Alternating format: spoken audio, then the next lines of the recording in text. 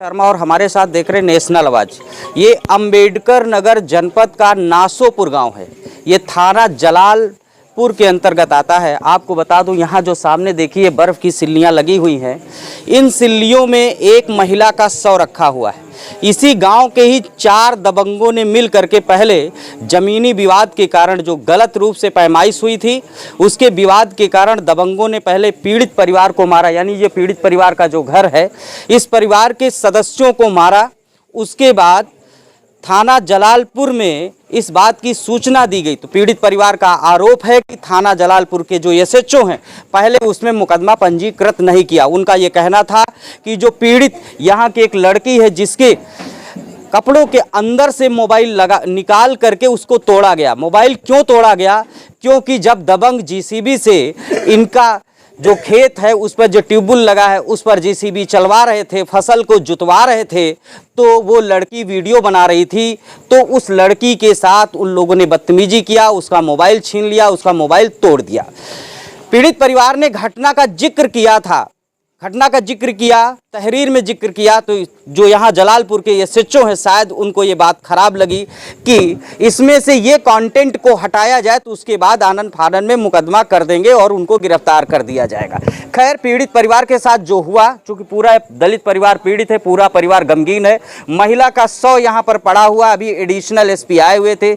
इसके पहले 2 तहसीलदार यहाँ पर आए थे, 2 एसडीएम आए हुए थे और यहाँ के सीओ अजय शर्मा आए हुए थे।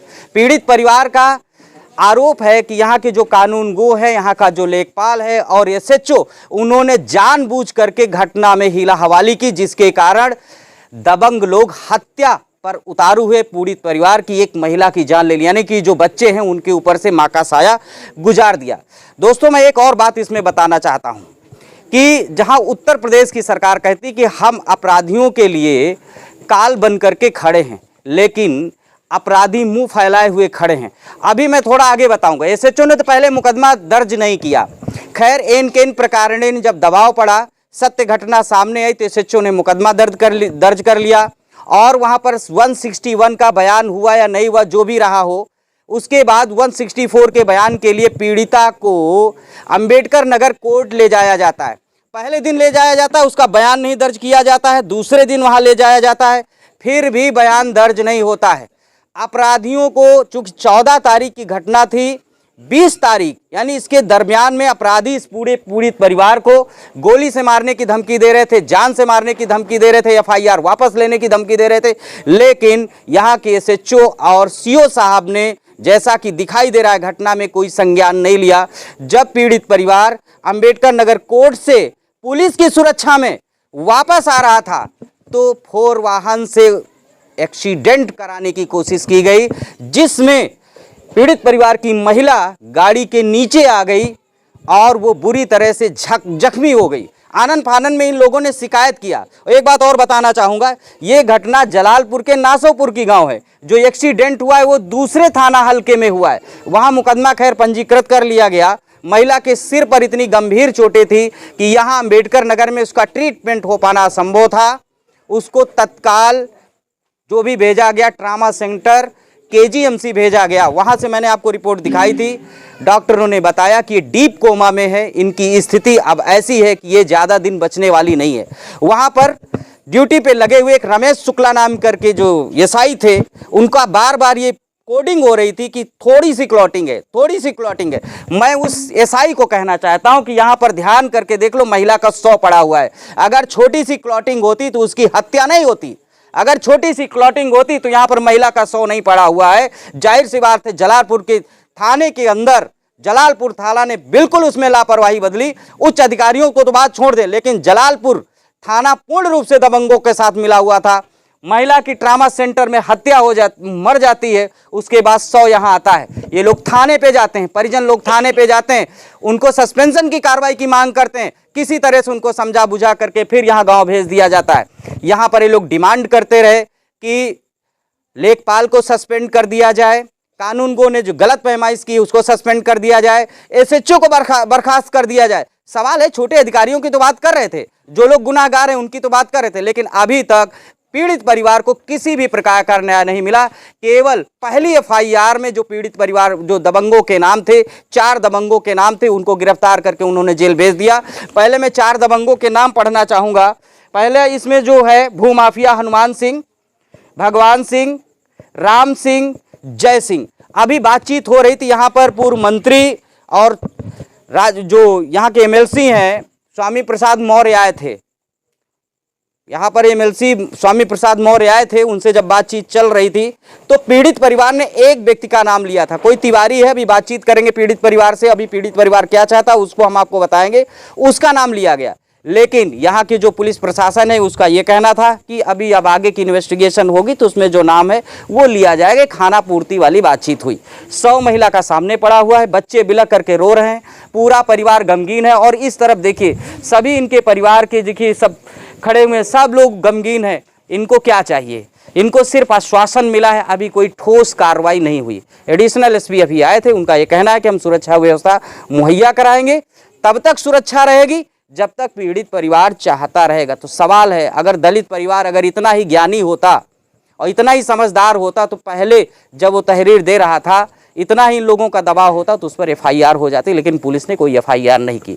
हम पीड़ित परिवार की बच्चियों से बातचीत करने का प्रयास करेंगे, देखें क्या बात कर पाती हैं। चूँकि इस समय बहुत गम का माहौल है, देखते हैं कुछ बोल पाती हैं या नहीं बोल पाती, वो चीज़ हम आपको सुनाना चाहते हैं। आगे देखिए वहाँ पीड़ित परिवार की महिलाएं बैठी, उनसे बातचीत करने की कोशिश करेंगे कि क्या बोल पाती हैं क्या नहीं बोल पाती हैं। और इस समय जो बिटिया है देखिए यहाँ पर, इस बच्ची की जो माँ है इन्हीं के साथ, ये बच्ची जो घटना की प्रत्यक्ष गवाह है।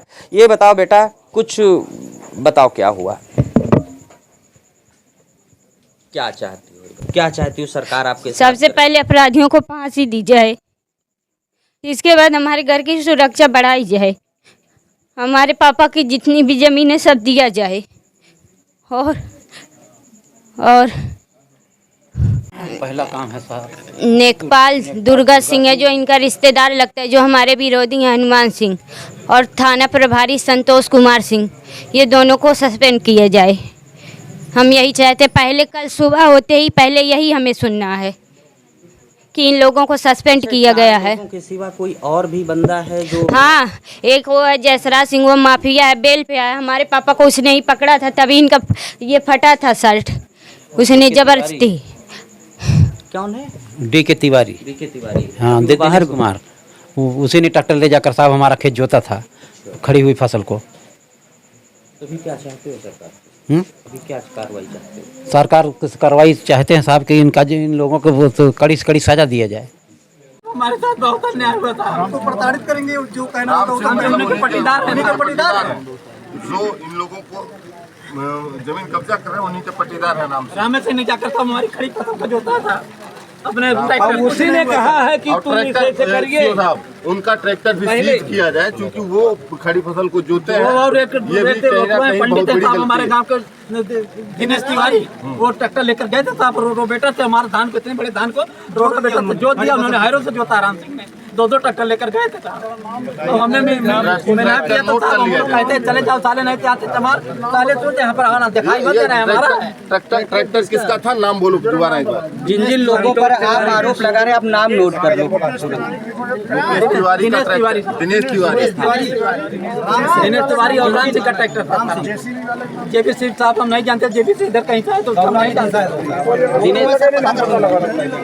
दिनेश तिवारी और कौन? दिनेश तिवारी और राम सिंह, और कोई से 2 लोग थे, और हनुमान सिंह जोतवा रहे थे साहब, वो अपना ट्रैक्टर नहीं लेकर के दूसरे 3 लोगों का ट्रैक्टर लेकर गए। 4 लोग तो गिरफ्तार हुए, सभी कोई है जो गिरफ्तार नहीं हुआ? वही लोग हैं, वही लोग। एक नाम नया है सर, बस। कौन सा नाम नया है? दिनेश तिवारी। दिनेश तिवारी बाहर हैं अभी? हाँ, बाहर है सर, वो ट्रैक्टर का खेत जोते थे। चार्जशीट में तहरीर में जितने थे उस सब के सब तहरीर में उन लोगों का नाम है जिनका ट्रैक्टर था, आपको बताया जा रहा है। सर प्रजेंद्र साहब जो कट्टा लहरा रहा है, धमकी दे रहा है कि एक को। प्रजेंद्र साहब एफआईआर में जो नामजद थे उसको तो आपने अरेस्ट करके भेज दिया है, अभी दिनेश तिवारी व्यक्ति का नाम नया आया। वो मैं आप कहिए तो एक नई आपसे जो एप्लीकेशन कोई जरूरत नहीं, विवेचना भी चल रही है, विवेचना में या उसको जो इंक्लूड करिए। इंक्लूड हो गया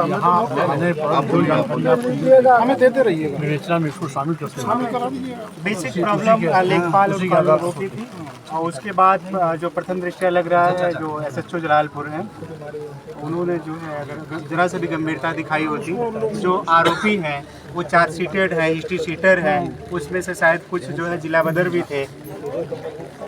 ये सब होते हुए जो जिला बदर था वो यहाँ पर था, जिला बदर होकर यहाँ घूम रहे हैं। 14 तारीख ये हाल है। 14 तारीख को सुबह 7-8 बजे घटना हुई। मेरे पास 10:30 बजे वगैरह फ़ोन की, मैं सुल्तानपुर था और ये लोग जद्दोजहद करते रहे, तमाम जगह जितने भी इनके पास थे सबके पास फ़ोन करते रहे, लेकिन SHO जलालपुर कोतवाल जो है इस बात पर अड़े रहे कि मुकदमा नहीं होगा। फिर मैं शाम को जब थाने पे जलालपुर आया हूँ 5 बजे, हमने टेलीफोनिक बात किया कि SHO साहब जो मारे हैं, जो आरोपी हैं, आपने उनका जो है मेडिकल करा लिया और जो पीड़ित हैं उनका आपने कुछ नहीं। तो उन्होंने कहा कि हमने तुमको पहले ही भगा दिया, मुकदमा दर्ज नहीं होगा। तो फिर हमने कहा आप मेडिकल तो करा सकते थे ना। तो बोले कि आपके पास खड़े हैं, बताओ चोट लगी है क्या, आप देख के बताओ। तो हमने कहा SHO साहब ये आप नहीं तय करोगे कि चोट लगी है कि नहीं। तो बोले कि आप तय करोगे। हमने कहा ना आप तय करोगे ना हम तय करोगे, ये डॉक्टर तय करेंगे। अगर चोट लगी है तो लिखेंगे, अगर नहीं लगी है तो लिख देंगे, खरोच तक नहीं है, दैट इज सॉल्व। तो उन्होंने फिर टक्कर जक्कर थोड़ा सा हुआ, फिर जो है बताया कि अच्छा ये सब बात। जब हमने फाइनली एक बात उनको कही, जो उन्होंने दलीलें थे, हमने एक बात कही कि SHO साहब एक बात हमको इंस्पेक्टर साहब बता दीजिए, कभी बकरी जो है शेर मार के खाई है। तो उन्होंने कहा कि नहीं चलो मान भी लेते हैं कि ये लोग मारे पीटे हैं, लेकिन तहरीर में जो है छेड़खानी वाला जो है वो निकालो। वो हमको प्रेशर डाल के बताया गया कि छेड़खानी वाला आप तहरीर में निकाल के भेजो, फिर 10 सेकंड हम नहीं लगाएंगे, मुकदमा दर्ज करेंगे।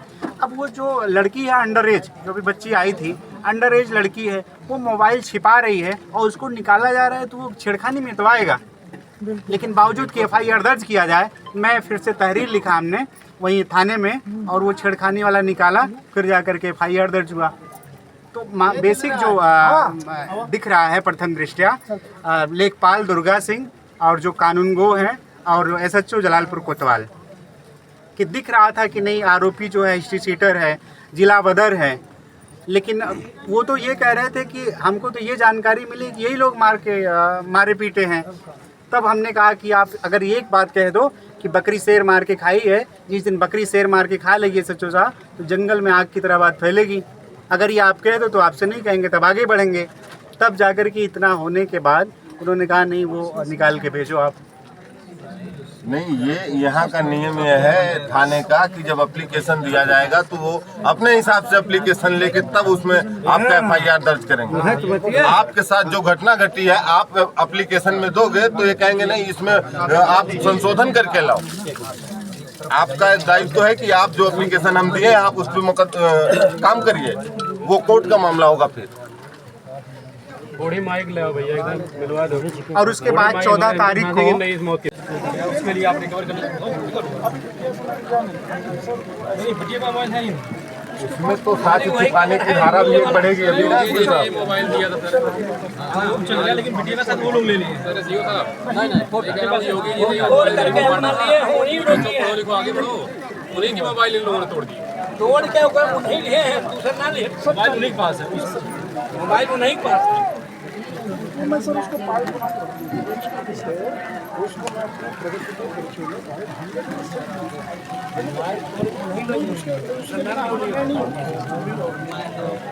मोबाइल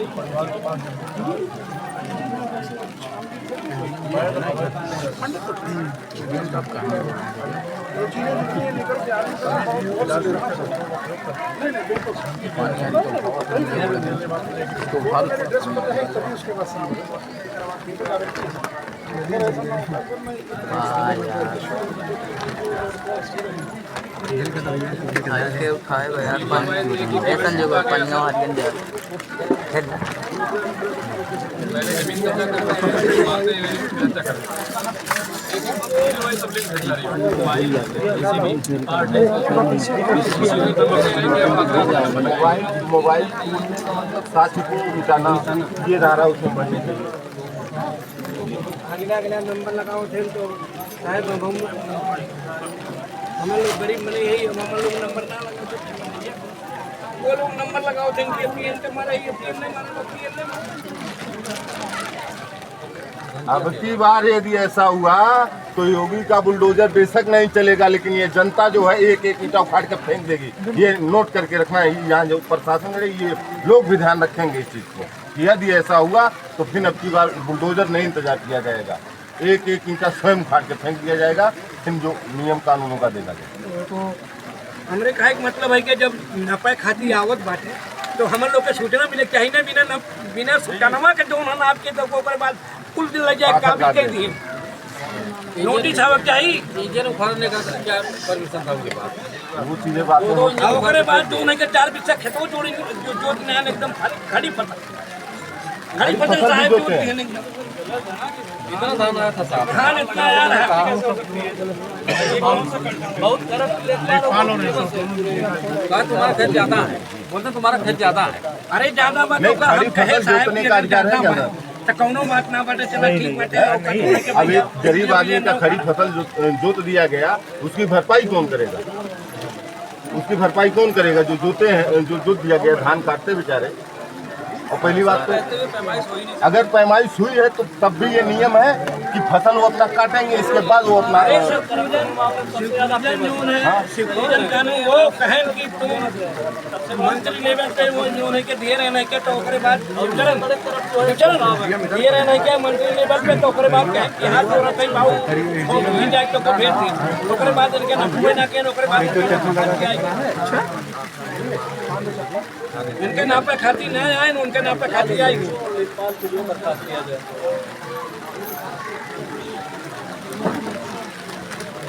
दुर्गा सिंह उनका जो है कि खास एकदम अहंकार बहनोई लगे चाहे साथ लगे वही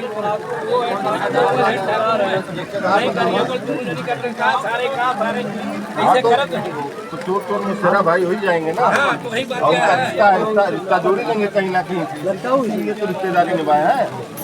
हाँ, तो रिश्तेदारी निभाए, वो भी इसमें पूरी जितना दोषी दुर्गा प्रसाद वो है, मेरे दुर्गा प्रसाद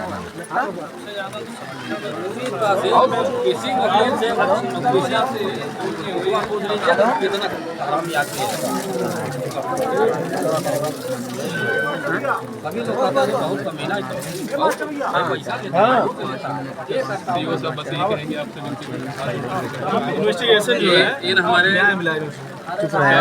चाचा लोगों ने बड़ी मेहनत से बड़े फटी चड्डी बंडी चटनी रोटी खा खा करके मुझे भीख मांग के पढ़ा के लिखा के यहाँ तक पहुँचाया है।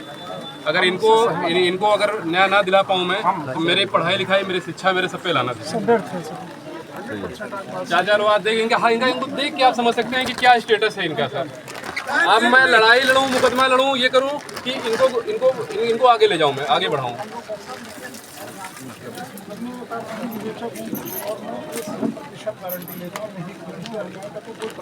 सर बस यही कहेंगे सर